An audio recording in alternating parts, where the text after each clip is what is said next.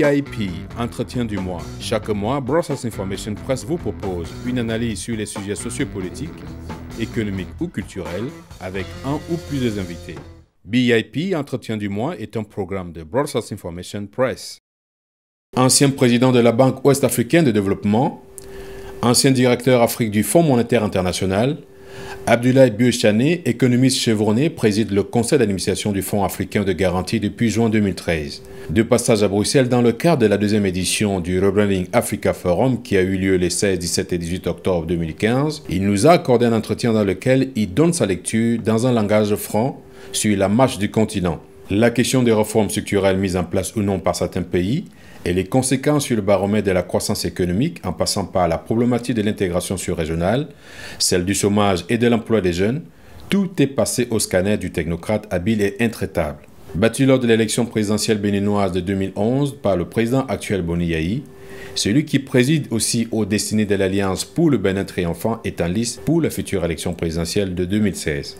Il déploie également dans cet entretien sa vision, sa politique, l'espoir et les mesures concrètes à mettre en œuvre pour sortir son pays de l'ornière. Un entretien mené par le journaliste politique Anani Sossou. Monsieur Abdoulaye Bieuchane, bonsoir. Bonsoir. Merci d'abord de nous accorder cette interview dans votre suite au Sheraton de Bruxelles. Vous avez participé à Bruxelles au Rebranding Forum, Africa Forum, qui est à sa deuxième édition. Quelles conclusions vous tirez de cette initiative? Je crois que c'est une bonne initiative et il faut encourager et soutenir Thierry Hotz, le PDG de Samori Communication, qui a depuis l'année dernière déjà lancé cette initiative. Nous avons, c'est vrai, beaucoup de raisons de célébrer ce qui se passe en Afrique aujourd'hui et ce qui se passe autour de l'Afrique. La croissance économique qui est solide, 5% en moyenne, avec des pays et certains très importants qui font entre 7 et 10% de croissance. Les investissements directs étrangers surtout, qui sont à des niveaux historiquement très élevés. Et l'entrepreneuriat, qui commence par se développer sur le continent. Donc il y a pas mal de raisons de se féliciter de ce qui se passe et le forum justement a pour objet justement de mettre en évidence, en exergue ces bonnes choses qui se passent, ces trains qui arrivent à l'heure en Afrique. Certaines critiques disent que la plupart du temps les grandes solutions aux problèmes africains se prennent à l'extérieur, notamment ce forum qui se tient à Bruxelles, en dehors du continent. Est-ce une nécessité de faire un forum pareil en dehors de l'Afrique? Pourquoi ne pas le faire sur le continent? Sur la critique générale, on peut dire beaucoup de choses. Et la preuve que ça peut marcher quand les Africains le décident, c'est que tout ce que j'ai dit de bien tout à l'heure sur l'Afrique, on le doit surtout aux Africains. On le doit à la prise de conscience qu'il faut mener d'autres politiques, il faut conduire des réformes. Et vous voyez très bien que les pays qui affichent de très bons résultats en matière de croissance, en matière d'investissement direct, sont les pays qui se réforment. Ce sont des pays qui sont engagés depuis plusieurs années, plus de 10 ans maintenant, sur le chemin de la réforme. Maintenant, que ce séminaire, ce forum, se passe à Bruxelles ou en Afrique, pour moi, ça n'a pas une grande importance. Le plus important pour moi, c'est qui participe à ce forum, qui prend les décisions. Eh bien, moi, je suis très heureux de voir qu'autour de cette réunion, on a surtout les Africains. C'est à 95% des Africains que moi je vois autour de ce forum. Et je félicite encore une fois Thierry Hotz de cette initiative. Je ne sais pas, l'année prochaine, ça se passera à une date qui est déjà arrêtée. On ne sait pas si ça se passera ici ou ça se passera en Afrique, mais je pense que ce n'est pas le plus important. Okay. Vous êtes un économiste chevronné, tout le monde le connaît, le reconnaît, même vos critiques les plus dures reconnaissent que vous êtes un économiste chevronné sérieux. Merci. La question que je vais poser, elle est très simple. Tout le monde parle depuis 10 ans d'une croissance soutenue de l'Afrique. Et quand on va en Afrique, on ne voit pas où se situe cette croissance-là. les gens souffrent. Moins d'$1 par jour, les gens en vivent, même chez vous au Bénin. Où est cette croissance? Est-ce que cette croissance se situe seulement au niveau des chiffres? Comment peut-on la traduire dans la réalité pour que la ménagère puisse y gagner? Bien, merci. Vous avez partiellement raison parce que il faut une croissance, c'est vrai, solide et soutenue, mais aussi il faut une croissance inclusive. C'est-à-dire qu'il faut que la croissance se développe dans des secteurs qui impliquent le plus de gens. Quand vous avez une croissance qui vient d'une économie offshore, par exemple l'exploitation du pétrole ou l'exploitation de quelques mines, alors évidemment, il n'y a pas suffisamment d'inclusivité. Il n'y a pas surtout une dissémination profonde de cette croissance pour avoir l'impact que vous soulignez et qu'il faut déplorer le fait que malgré cette croissance, il y a encore des gens qui se plaignent de ne pas en jouir. Cela étant, quand vous avez dans un pays comme l'Éthiopie une croissance solide, et c'est un des cas que j'aimerais bien vous citer parce que c'est un des cas pour moi les plus spectaculaires. Vous savez qu'il y a 15-20 ans, nous étions nombreux à pleurer les morts en Éthiopie pour cause de famine.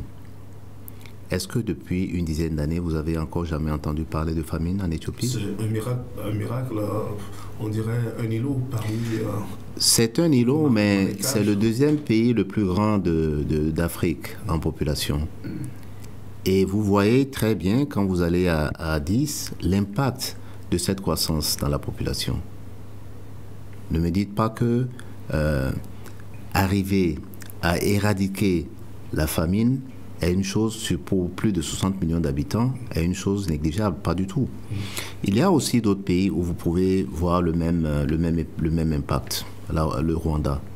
C'est vrai, ce n'est pas un pays avec la même densité en population, puisque nous avons 7 millions de... Pas la densité, mais le même nombre une grande population. La densité est grande au Rwanda, mais la population n'est pas très nombreuse. Mais c'est le même impact que vous avez. Des politiques continues où vous avez, bon an, mal an, une croissance solide sur une dizaine d'années, cela a un impact.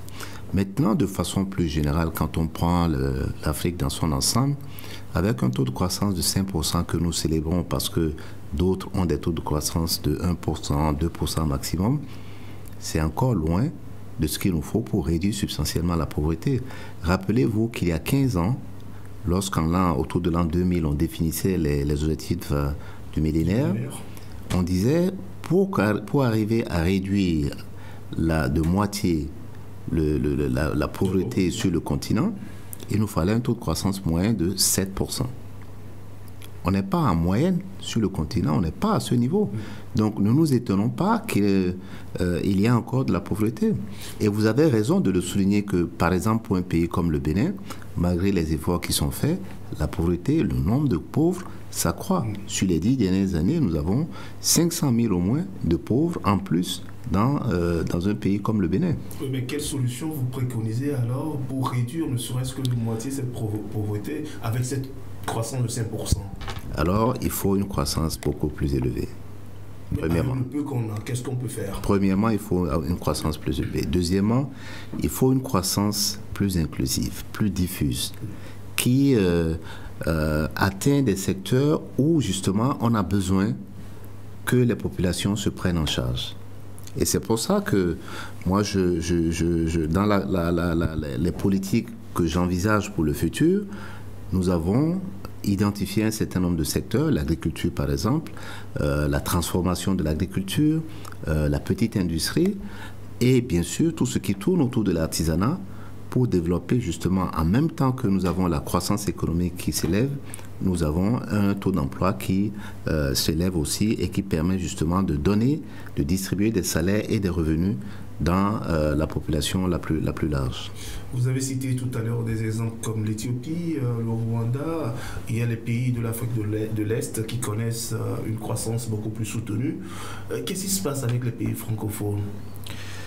Je ne dirais pas les pays francophones, peut-être qu'ils sont les plus nombreux à avoir des difficultés, mais vous avez aussi des pays comme le Sénégal. On a eu un plaidoyer là-dessus ce matin avec le Premier ministre John. Il y a la Côte d'Ivoire que vous connaissez avec le président Alassane Ouattara qui a fait des efforts spectaculaires dans ce pays. Il y a des pays francophones qui s'en sortent et qui font des progrès importants qu'il faut souligner. Est-ce que il n'y a pas de la colonisation française qui pèse sur la plupart des pays africains? Non, je ne pense pas. A émergé? Je ne pense pas. Il n'y a pas une malédiction de la francophonie ou de la langue qui frappe les pays. Moi, je divise les pays du continent en deux, quelle que soit leur langue. Il y a les pays qui se réforment, qui prennent les mesures et qui avancent. Ces pays, il n'y a aucune erreur dedans. Ces pays affichent des taux de croissance solides et vous voyez cette croissance-là se diffuser un peu dans le pays. Il y a dans ce groupe-là des pays francophones. Et puis deuxièmement, il y a le groupe des pays qui ne veulent pas se réformer, ou en tout cas ne se réforment pas, et où effectivement les taux de croissance sont à la traîne. Et bien sûr qu'à l'intérieur de ces pays-là, vous avez les pays qui sont soit en guerre civile ou en crise politique et où on n'a pas le temps de s'occuper des problèmes réels de croissance. Vous étiez l'ancien patron de la Banque ouest-africaine de développement. Vous connaissez mieux les problèmes économiques, ne serait-ce que de l'Afrique de l'Ouest. Est-ce que vous pensez qu'il y a un cadre, un environnement qui sécurise les investissements en Afrique? Oui, ici et là, il y a eu des progrès, encore une fois, solides qu'il faut saluer. Je vais prendre un cas, puisque vous parlez de l'Afrique de l'Ouest. J'ai été directeur du département Afrique du Fonds monétaire et j'avais en charge 44 pays de l'Afrique subsaharienne, au-delà donc de l'Afrique de l'Ouest et au-delà des pays francophones. Donc je peux vous comparer les réformes qui ont marché en Afrique de l'Est comme en Afrique de l'Ouest. En Afrique, disons, australe comme en Afrique du Nord. La question, c'est quelles réformes sont indispensables aujourd'hui pour avoir les résultats dont nous parlons. Prenez la Côte d'Ivoire. Quand on parle de réformes, vous avez un secteur aussi important que l'énergie dans tous nos pays, où nous avons des difficultés un peu partout, mais où la Côte d'Ivoire a des résultats spectaculaires. La Côte d'Ivoire est en Afrique de l'Ouest le pays qui a pratiquement équilibré l'offre et la demande d'énergie, électrique en tout cas, et où l'énergie est au prix le plus bas par rapport à l'ensemble des autres pays. Pourquoi? Parce que depuis 1990, depuis les années 90, la Côte d'Ivoire a entrepris des réformes dans ce secteur pour permettre à tous ceux qui veulent investir dans ce secteur, public comme privé, de s'y engager. Et ce sont ces réformes-là qui ont été, je me rappelle, très très dures dans les années 90-92, avec des débats très très intenses, avec des débats idéologiques, avec le combat même des syndicalistes contre certaines de ces décisions. Mais ils ont tenu bon. La réforme est aujourd'hui consommée et les résultats sont là. 15 ans après, et même bien avant, la Côte d'Ivoire a un secteur électrique d'énergie électrique qui est relativement solide. Alors, voilà un secteur. Il y a d'autres secteurs encore, les routes. La Côte d'Ivoire a inauguré l'année dernière, ou en début de cette année, pardon, le pont Félix Houphouët-Boigny dont vous avez entendu parler, qui est le troisième pont d'Abidjan, qui a été financé entièrement par le secteur privé. Et donc, il y a un cadre, parce que la Côte d'Ivoire a pris le chemin qu'il faut pour réaliser cela. Il y a bien d'autres secteurs pour permettre justement de donner au secteur privé l'environnement le plus favorable, pour lui permettre d'investir et de participer donc à la croissance économique et au développement de chacun de nos pays. Nous restons toujours sur le domaine économique. On va parler de l'intégration sous-régionale. Nous savons qu'il y a plusieurs structures en Afrique. La CEDEAO en Afrique de l'Ouest, la CEMAC en Afrique centrale, la SADC en Afrique de l'Est et australe.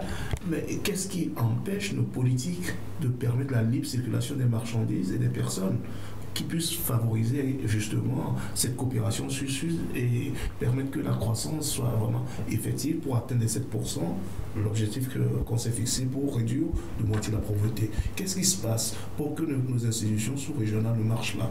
Je vous donne un exemple. Pour partir du Bénin, pour aller à Lagos, de Cotonou à Lagos, juste à côté, avec des marchandises, il faut un parcours de combattant.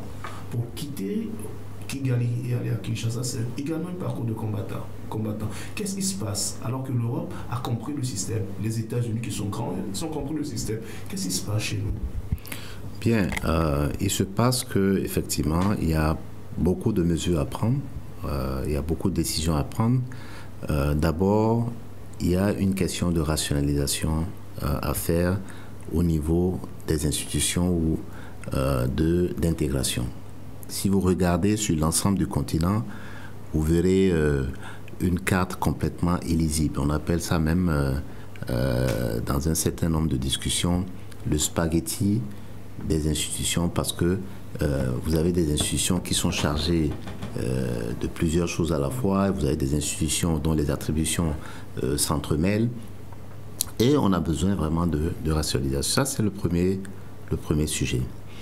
Le deuxième sujet, c'est que il y a presque partout des accords de libre circulation. En tout cas, en Afrique de l'Ouest, l'exemple que vous prenez, il y a un accord de libre circulation, mais en même temps, pour des raisons soi-disant de sécurité, vous avez parfois ces obstacles-là, que nous appelons les obstacles non tarifaires, qui sont érigés un peu partout, et vous avez raison. Par exemple, on a fait cette évaluation à un moment donné de voir, quand vous prenez un camion qui quitte Ouaga pour venir à Cotonou, combien d'arrêts il subit.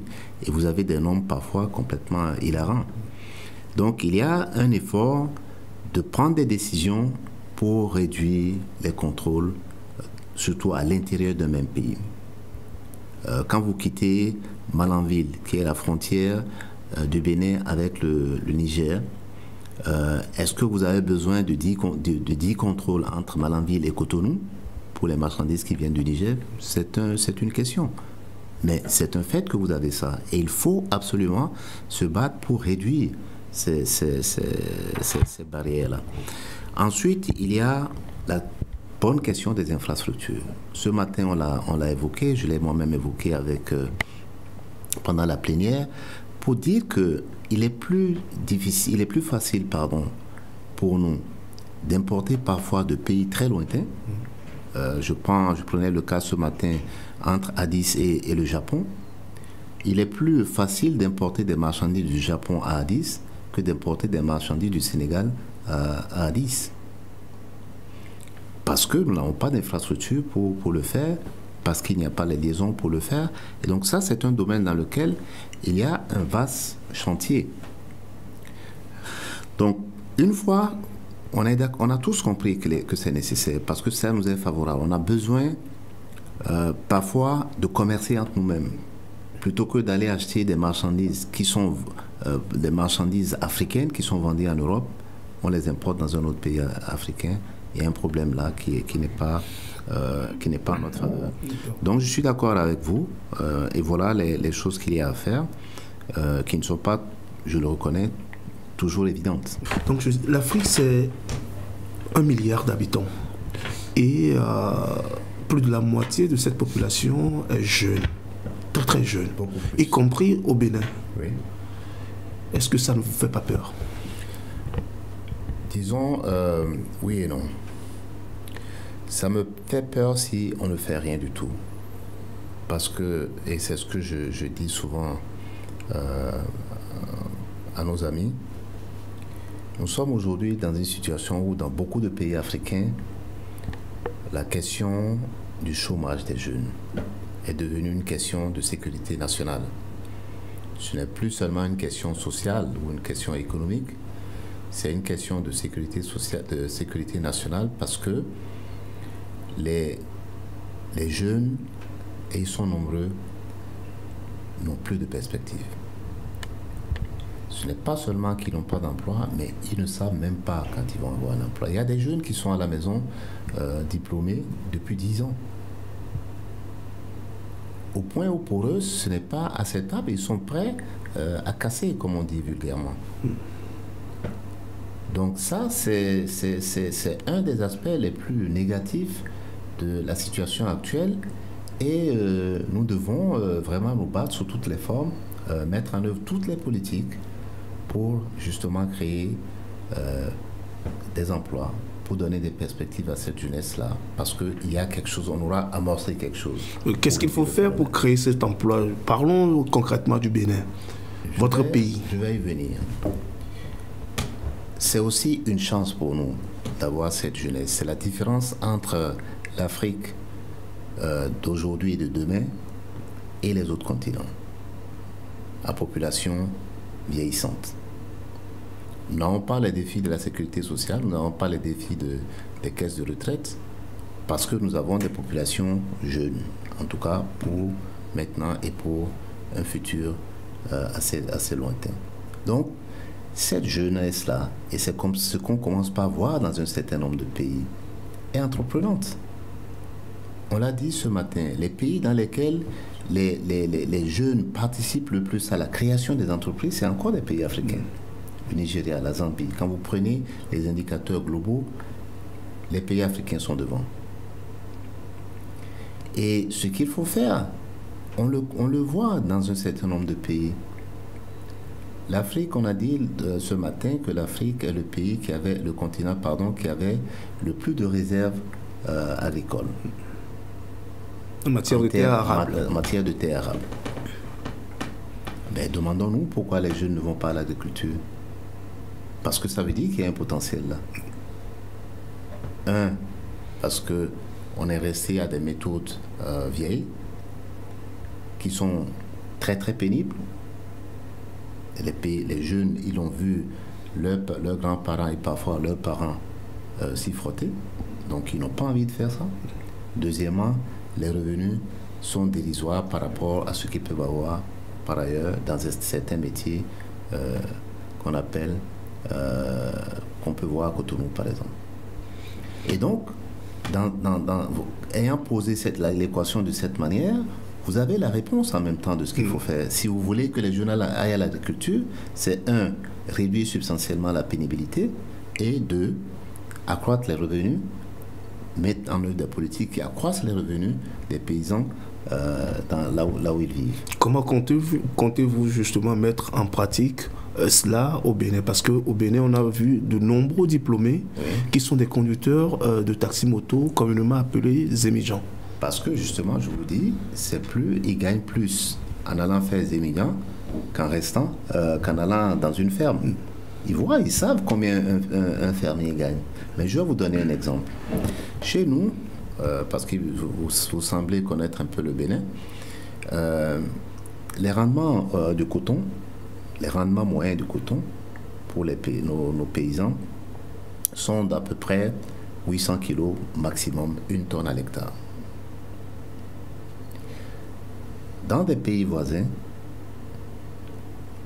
il y a des paysans qui font 2 tonnes, 3 tonnes à l'hectare. Ça veut dire que facilement, vous pouvez doubler et le rendement et éventuellement les revenus du paysan en améliorant justement le rendement à l'hectare. Je prends une autre culture, le maïs. Au Bénin, on fait le maïs, la moyenne tourne autour d'1 tonne, 1 tonne et demie à l'hectare. Il y a des paysans en Côte d'Ivoire qui font 4 tonnes, 6 tonnes à l'hectare. Donc je peux tripler éventuellement et le rendement et les revenus du paysan en allant dans cette direction. Donc vous pensez subventionner l'agriculture? Vous mettez un point de... Nous allons subventionner l'agriculture, pas en donnant les subventions aux paysans, mais en les encadrant et en faisant des investissements qui leur permettent d'avoir ces rendements-là dont je parle. Investir, par exemple, dans les infrastructures, les pistes rurales,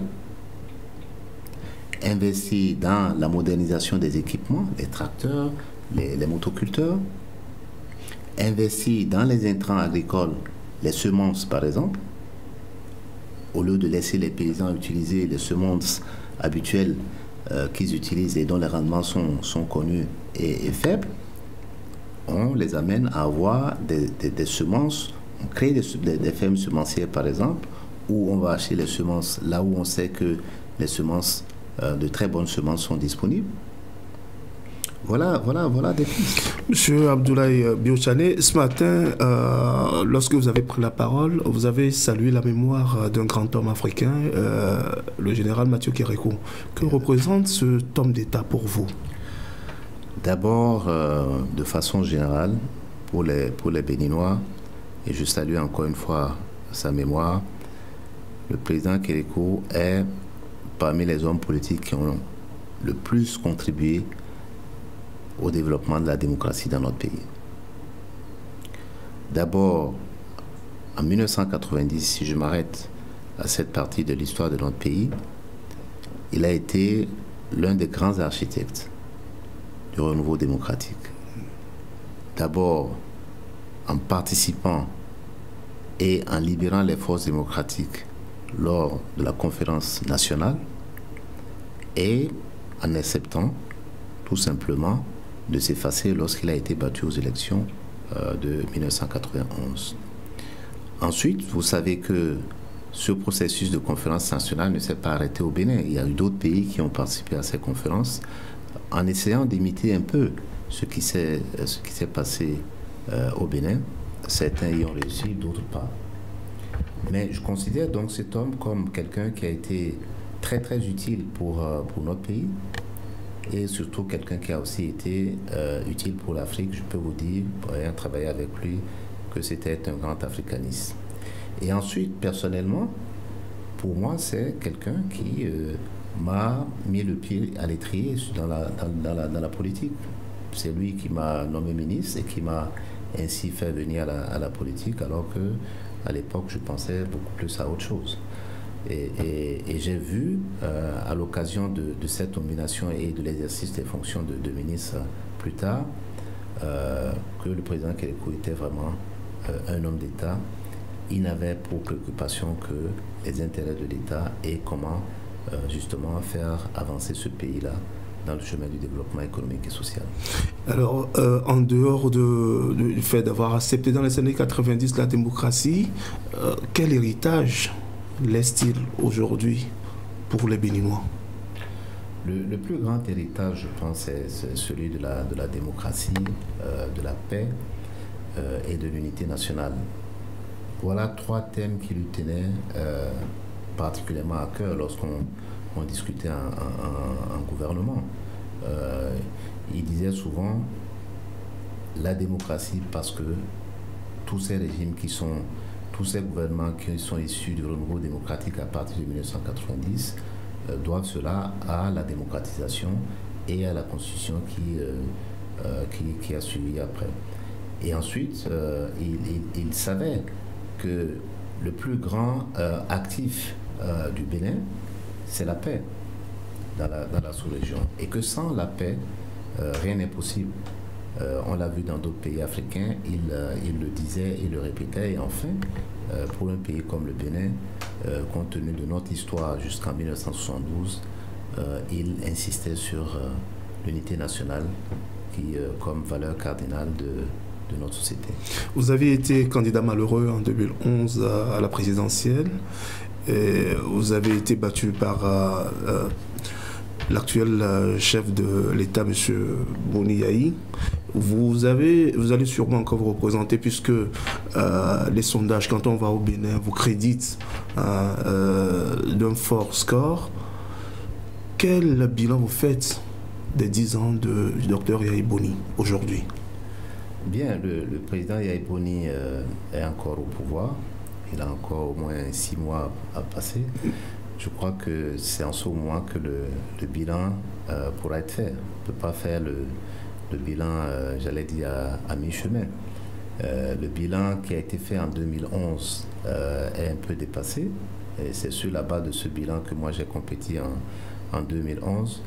Je peux dire des choses aujourd'hui qui, sur l'époque, qui seront tout de suite balayées soit parce qu'on y a apporté des solutions, soit parce qu'elles se sont davantage détériorées. Donc je pense qu'il faut attendre, disons, vers le mois d'avril, quand le président Yahi se sera retiré, pour évaluer les politiques. Là où il y a eu des progrès, il faudra le dire, et là où il y a des choses à corriger, il faudra le dire. Est-ce que vous n'avez pas peur de ce que les gens appelaient le parachutage de M. Zinsou à la primature au Bénin? Vous n'avez pas peur de lui, qu'il soit candidat pour vous défier en 2016? Non, je n'ai pas peur. Lionel Zinsou est quelqu'un que je connais, pour qui j'ai beaucoup d'estime. Je crois qu'il aurait pu apporter beaucoup plus à ce pays s'il était venu plus tôt. Il a choisi de venir en ce moment. Je n'ai pas de raison d'avoir peur qu'il réussisse ce qu'il est venu faire, puisqu'il s'est donné quelques objectifs, et c'est à l'aune de ces objectifs-là que nous allons évaluer tous ce qu'il a apporté à notre pays. Maintenant je n'aurais peur de lui, même pas peur. Je serais très heureux de voir ce qu'il va faire après. S'il participe aux élections, il compétira avec d'autres, avec moi comme avec d'autres, et il n'y a pas de raison d'avoir peur de lui plus que d'un autre. Alors, sur la scène politique béninoise, il y a une pléthore de candidats. Soglo, Léadi et autres. Qu'est-ce qui vous différencie de tous ces gens?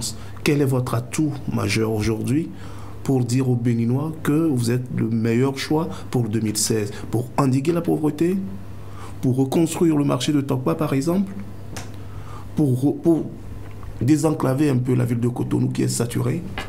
Quel est votre atout majeur qui vous différencie de tous ces gens?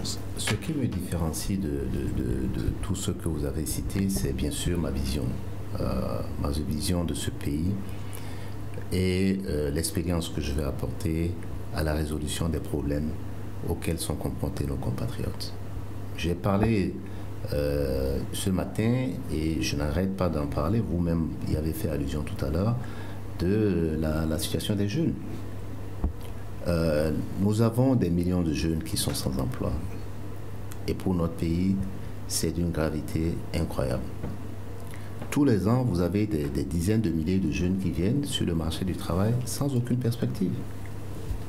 Parce que les chiffres sont là, je ne vais pas revenir là-dessus parce qu'on en parle trop souvent, ils sont cruels.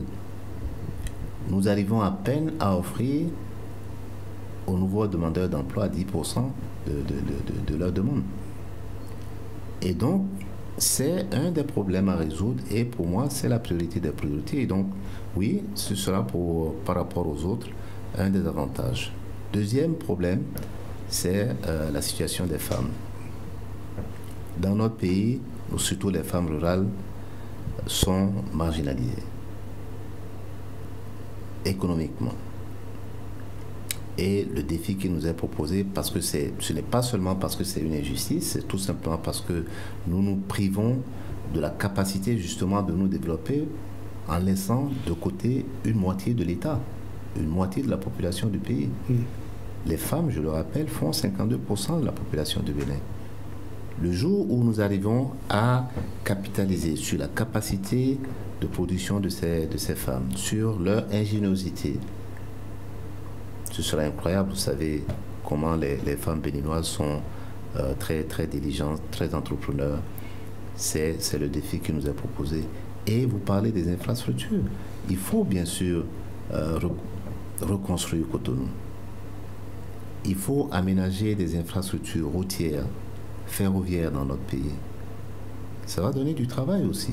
Et de manière plus générale, il faut définir un autre environnement du secteur privé autour justement des piliers de l'économie béninoise. Et ces piliers, quels sont-ils? D'abord l'agriculture, je viens d'en parler tout à l'heure, de ce qu'il faut faire dans l'agriculture pour justement donner aux jeunes le sentiment que oui, bien sûr, il y a du travail là-bas, il y a des perspectives là-bas. J'ai moi-même un de mes enfants qui s'intéresse à l'agriculture et je l'y encourage.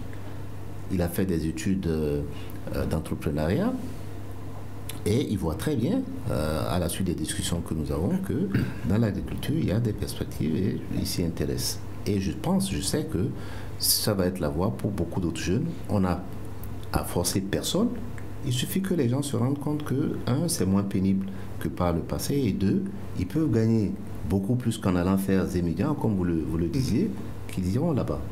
Et ensuite, deuxième pilier, ce sont les services. Nous sommes un pays qui est ouvert sur le voisinage. Nous avons des centaines de kilomètres avec un pays qui a plus de 180 millions d'habitants. C'est notre plus proche voisin. C'est une opportunité pour le Nigeria en l'occurrence. Le Nigeria en l'occurrence. Et dans tous les domaines que vous pouvez voir, que vous pouvez prendre, nous avons la capacité d'offrir des services aux Nigériens. J'en parlais, le port par exemple de Cotonou, notre port a vocation à servir une partie de la population nigériane. Bien sûr qu'il y a des conditions pour le faire. Il faut que nous soyons aussi compétitifs. Il faut que notre capacité à livrer les services soit beaucoup plus améliorée qu'elle ne l'est maintenant. Et si nous le faisons, c'est autant d'emplois dans des secteurs comme le port, le transit, les banques, les assurances et bien sûr les transports. Comme on le voit tout au long de cet entretien, on sent que vous êtes très technique économiquement, mais le Bénin, c'est l'un des pays les plus corrompus d'Afrique. Sans la bonne gouvernance, vous ne pouvez pas arriver à vos objectifs. Bien sûr. Qu'est-ce que vous comptez faire pour lutter contre la grande corruption au Bénin? Alors, c'est ça qui me différencie aussi de certains de mes concurrents éventuels. Moi, j'ai cette expérience-là. J'ai cette expérience nationale. Ayant été ministre pendant 4 ans, un de mes chevaux de bataille, ça a été de lutter contre la corruption. Et nous savons, il y a des pays qui ont réussi dans leur lutte contre la corruption. Et nous avons regardé et cherché quels étaient les éléments qui lui avaient permis d'aller très vite. Premièrement, il faut sensibiliser les gens. Parce qu'il y a beaucoup de gens qui ne savent pas de quoi ils parlent. Il y a beaucoup de gens qui ne savent pas, qui sont tout simplement en train de contrevenir à une loi. Ensuite, il faut justement revisiter ces lois et ces règlements et voir s'ils sont tous adaptés à une véritable lutte contre la corruption. Et troisièmement, il faut bien sûr mettre en œuvre ces lois-là. Alors, Patrice Talon, le potentiel... Donc, la corruption peut être, je ne vais pas dire éradiquée, mais réduite sensiblement. Ce que j'entends dans nos villages et dans nos quartiers de ville, quand je rends visite à nos militants et sympathisants des fois, c'est quoi? Ils nous disent, comment voulez-vous que la corruption soit éradiquée ou soit réduite dans les centres de santé? Comment voulez-vous empêcher un infirmier de voler les médicaments dans les centres de santé ou dans les hôpitaux? Comment voulez-vous empêcher les gendarmes de rançonner les gens dans les voies? Comment voulez-vous empêcher les instituteurs de voler les repas des cantines scolaires quand, au plus haut niveau, il y a des cas de corruption qui ne sont pas sanctionnés ou qui sont tout simplement ignorés? Donc c'est une lutte globale à laquelle il faut accorder du temps et de l'attention, mais c'est faisable. Il y a des pays qui ont fait des progrès dans cette direction-là. Et quand vous regardez, même dans les pays développés, vous voyez très bien que c'est la lutte permanente contre ce fléau-là qui porte des résultats. Alors, M. Tchané, quel espoir donnez-vous aujourd'hui aux Béninois pour qu'ils portent leur choix sur vous en 2016? L'espoir, c'est la vision que j'ai de notre pays. Que je suis convaincu que nous avons un grand potentiel. Je suis conscient que nous avons la capacité de faire beaucoup mieux. Nous avons la capacité de donner des perspectives à nos jeunes. De leur dire que, bien sûr, nous avons enclenché un processus. Et que si nous avançons dans ce processus, il y a de l'espoir pour eux, pour créer des emplois, pour qu'ils puissent vivre leurs rêves. Passer du rêve aujourd'hui amer à la réalité, que vous commencez par toucher du doigt certaines des choses auxquelles vous avez rêvé. Et c'est pareil pour les femmes. Nous avons les moyens de leur donner d'autres façons de vivre. Et donc, de construire une société différente de ce que nous avons aujourd'hui, où la peur commence par venir autour de certaines violences, au cours de certains braquages. Parce que ces braquages-là viennent parfois des enfants béninois qui sont depuis des années sans emploi et qui cherchent à vivre aussi bien que ceux qu'ils voient et qui ont été à l'école avec eux. Et donc, l'expérience que j'ai accumulée dans la gestion des affaires sur le plan national, sur le plan régional et sur le plan international me donne les moyens de dire oui, nous pouvons le faire parce que nos voisins, d'autres Africains, sont en train d'emprunter le chemin, parce que d'autres qui étaient dans les mêmes conditions que nous il y a 30-40 ans sont ceux-là même qui nous prêtent de l'argent, qui nous donnent de l'argent aujourd'hui. Nous avons les moyens de nous en sortir. Et moi, je suis convaincu de cela. Monsieur Chané, je vous remercie. C'est moi. Merci beaucoup. Merci. Ça a été...